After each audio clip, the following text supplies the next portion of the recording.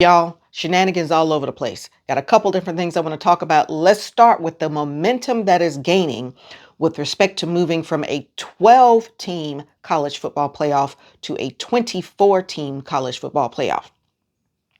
It's gaining momentum. Apparently, the SEC is the lone holdout, and ESPN, which also does not want to see it happen, but it's gaining momentum. Now, 90% of fans do not want to see a 24-team college football playoff because there are not 24 good teams in college football that can legitimately compete for the title, the national championship. Okay, now, if you recall, we just expanded March Madness from 64 to 76 teams. So we added 12 teams, roughly a 16% increase. And we know what's going to happen in the early rounds now. It's just not going to be great basketball. It's going to be blowouts, lopsided wins, far more than it is now with the 64 teams.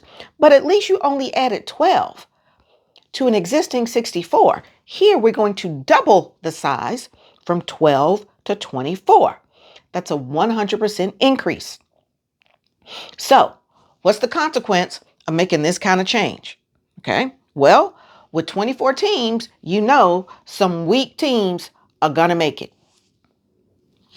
Look, they rank the top 25 teams right now, and the top 5 are markedly different than the bottom 5. Why do we think that we need to have 24 teams? You're just going to have some weak teams who will get to say that they made it to the college football playoff.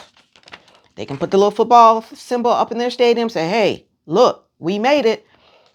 We got blown out in the first round, but hey, we made it. The second thing that's going to happen is that it is going to destroy conference championships. And right now, those are very lucrative for the conferences to the tune of $250 million. Doubling the size of the college football playoff does not make up that $250 million. You just don't get that much money back. So that's the second thing that's going to happen. You get weaker teams, destruction of the conference championships at a significant financial loss. The third thing that's going to happen is we're going to get more mediocre Big Ten and SEC bids. We're just going to get more of these 8 and 4 teams that are going to make it now because they get the automatic bids. It's just going to be more mediocrity. Okay. The other thing's going to happen is that right now, ESPN only has rights with respect to a field of 14. If you add 8 more to that field or 10 more to that field, Fox can come in and get some of that money and bottom feed. So Fox is highly incented and is actively lobbying to expand the field from 12 to 14. So ESPN won't make any more money, but Fox will. Now, the fifth thing that's going to happen is the regular season, the stakes are just going to be lower because you only got to be one of the top 24 teams to get in. You don't have to be one of the top 4. You don't have to be one of the top 12. 24. So you're going to see less competitive games down the stretch because, hey, if I can slip in with an 8 and 4 record, as long as I'm in the top 24, I can put that little football on my stadium and say that I made it. Okay. So the stakes are going to be lower and it's going to be less interesting. So you got all these downsides. Why do it? It's a great question. I got some hypotheses. I don't know if they're right. You can tell me what you think. I think that it's easier to justify all that money that gets paid to those coaches if they can say, we made it to the playoff. Put that little football in the stadium. I keep pointing to that little football in the stadium because at Clemson, we got a whole bunch of those little footballs in the stadium where we can point to if we made to the college football playoff under both the 4 and 12 team format. And so it's fun to go in the stadium and see those little things all the times we made it. But you paying these coaches $90 million, they need to have some footballs up in there. So you need to justify their salaries. And one way to do that is to make it a bigger field. So you got more people that can justify having those little footballs up. It's also going to be easier to justify all that booster money that's coming in to make all those boosters feel better. because their team is making it into the playoff. Their team won't win the playoff, but their team will make it. And, college football playoff is like Highlander. There can only be one. But if you expand the field and the victory is in making the field that is no longer difficult to make, hey, maybe people feel better. I don't know. I personally think it's a terrible idea. It's a terrible idea. You might think it's a terrible idea as well. And this is one of the few times where you actually can do something about it. Because the NCAA does not make this decision. ESPN does not make the decision. The conference, the CEOs of the conference commissioners do not make the decision. The athletic directors do not make the decision. You know who makes the decision about whether this happens or not? The university presidents make the decision. The university presidents. So what can you do if you think this is a crappy idea like I do? Lobby the university presidents. If you are an alum at one of these schools, send emails, make phone calls, send letters saying, hey, this 2014 thing is a terrible idea. These presidents are probably not even paying attention to this issue. But if they get flooded with emails or communication saying, hey, college president, I really don't think it makes a whole lot of sense to change this field from 12 to 24. I think you should vote no. And if that happens to enough of the D1 Power 4 schools, then those college presidents will now be able to say, look, I got a stack of letters. These people are getting on my nerves. They keep sending me correspondence about not wanting to have this. So I'm inclined to vote no.